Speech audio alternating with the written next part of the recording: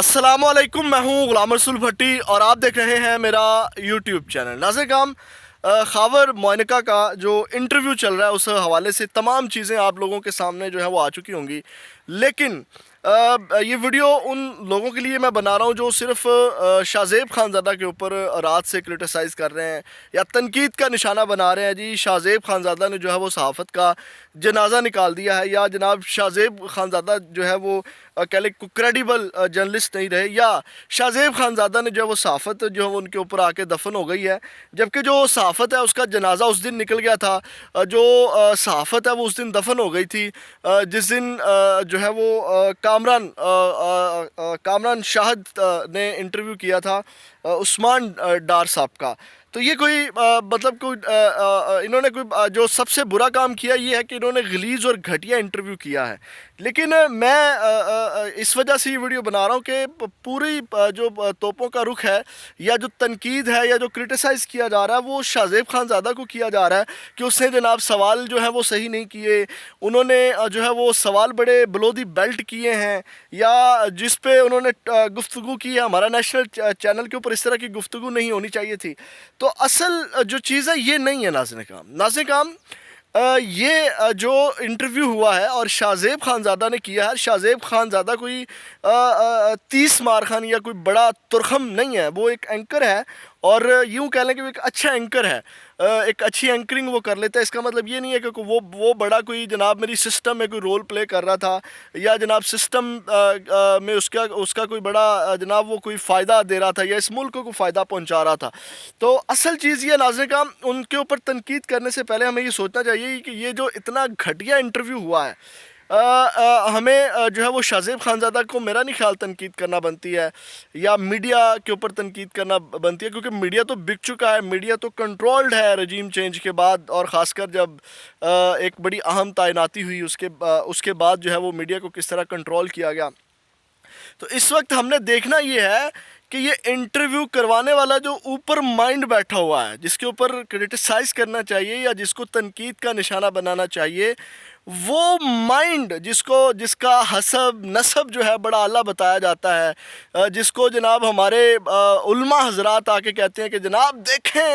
देखें इसका हसब नसब, ये फ़लाँ भी हैं फ़लाँ भी हैं। मैं नाम नहीं ले रहा क्योंकि मुझे डर है भाई, मैं एक SHO की मार हूँ और या जहाँ बड़े बड़े नहीं टिक सके वहाँ मैं क्या चीज़ हूँ।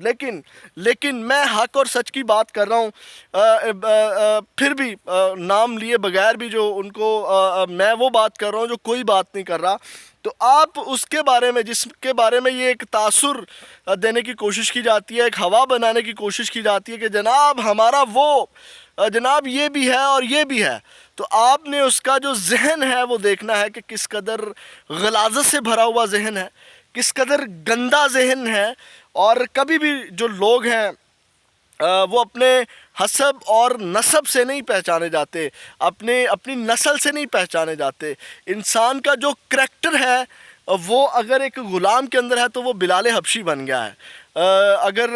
इंसान का करैक्टर है तो वो नीचे से उठ के भी बड़ा बंदा बन गया है, अगर वो नस्ल और हसब के हिसाब से छोटा भी है। अगर उसका करैक्टर बड़ा है तो वो एक बड़ा शख्स है। तो इस वक्त हमें क्या चीज़ पढ़ाई जा रही है, ये जो इंटरव्यू हुआ है ना, ये जिसको हमारे उलमा हजरात बड़ा आके कहते हैं कि जनाब ये इसका देखें ये भी है और ये भी है, तो उसका ये और ये है जो इंटरव्यू हुआ है, वो जो गलाजत भरा इंटरव्यू किया गया है उसके पीछे वो बड़े माइंड है। और आप अंदाज़ा लगा लें कि ये जो इंटरव्यू है ये हमारे सिस्टम की अक्कासी करता है। हमारा जो इस वक्त निज़ाम चल रहा है वो उसकी अक्कासी कर रहा है ये इंटरव्यू, कि किस कदर हमारा सिस्टम गल सड़ चुका है, किस कदर हमारे इस सिस्टम को चलाने वाले कितने घटिया और गलाजत से भरे हुए लोग हैं, किस कदर घटिया माइंड रखते हैं, किस कदर गंदा जहन रखते हैं, किस कदर उनकी जो सोच है वो कितनी बदबूदार सोच है, वो कितनी कह लें कि उससे कराहट आती है उनकी सोच से। और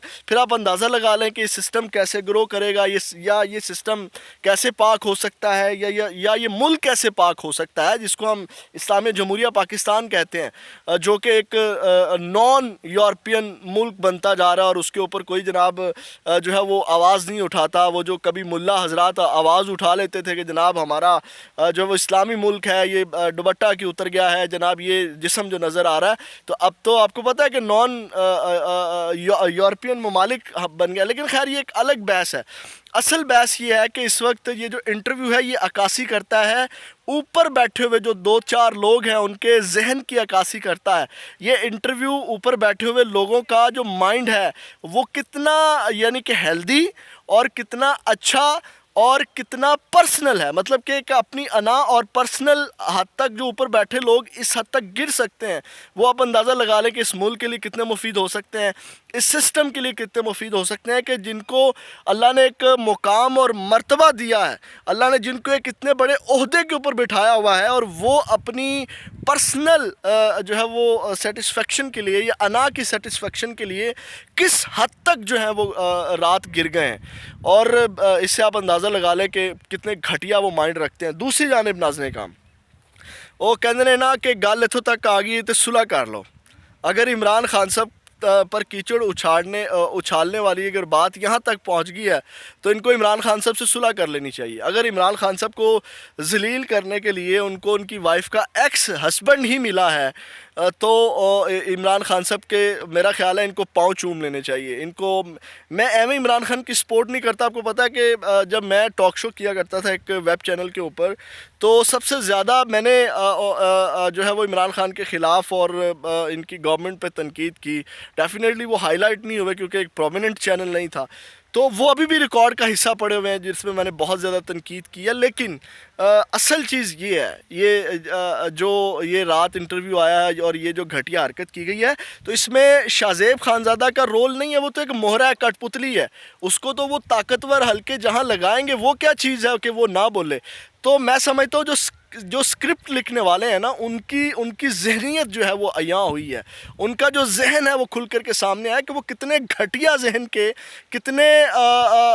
بد دماغ ہیں, کتنا ان کا بدبودار ان کی سوچ ہے, ان کا جو ذہن ہے وہ کتنا بدبودار ہے. اصل یہ چیز جو ہے وہ کھل کر کے جو سامنے آئی ہے نا, اصل یہ چیز ہے جس کو کرٹیسائز کرنا چاہیے, جس کے اوپر تنقید کرنی چاہیے یا جس کو تنقید کا نشانہ بنانا چاہیے. شاہ زیب خانزادہ کا اس میں کیا رول ہے, شاہ زیب خانزادہ کی اس میں کیا اوقات ہے کہ وہ اس طرح کے آ کے سوال کرتا یا نیشنل ٹیلی ویژن کے اوپر بیٹھ کے وہ بیچارہ اپنی ہی بےعزتی کرواتا جو کہ اس کے اوپر ہو رہی ہے, جو کہ اس نے اپنا ایک پورا کیریئر بنا ہوا, جو کہتا تھا میں صدارتی ایوارڈ نہیں لوں گا, تو وہ صدارتی ایوارڈ والی ساری اس کی جو اس نے اپنا امیج بلڈنگ کرنے کی کوشش کی وہ دھڑام سے جو ہے وہ جا کے نیچے گر گیا. اس بیچارے کی کیا اوقات ہے. اصل اگر تنقید کا نشانہ بنانا تو اس ذہن کو بنائے جس کو ہم کہتے ہیں کہ یہ ہے اور یہ ہے. تو وہ کیا ہے, وہ جو شاہ زیب خانزادہ کے انٹرویو میں غلاظت نکل کے آئی ہے, وہ ذہن وہ سوچ رکھتا ہے, گھٹیا سوچ. تو اگلی ویڈیو میں آپ کے ساتھ دوبارہ ملاقات ہوگی. آپ کی سپورٹ کی بہت ضرورت ہے کیونکہ جتنی آپ کی سپورٹ زیادہ ہوگی اتنا اس چینل پہ آپ کو جو ہے وہ کھل کر کے جو ہے وہ حق اور سچ کی بات سننے کو ملے گی. پاکستان زندہ باد.